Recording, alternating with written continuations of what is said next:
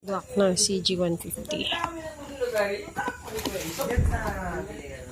Yung Tiki brand.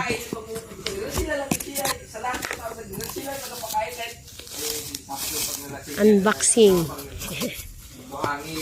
So usually, wait lang. Standard CG125 with ring, with pin, with lock ng pin,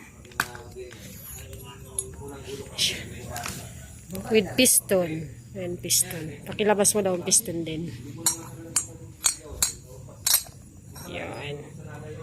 Okay. Okay, now. Pit. With base and cylinder head gasket. Campalower ng M40. Ito yung base. CG125.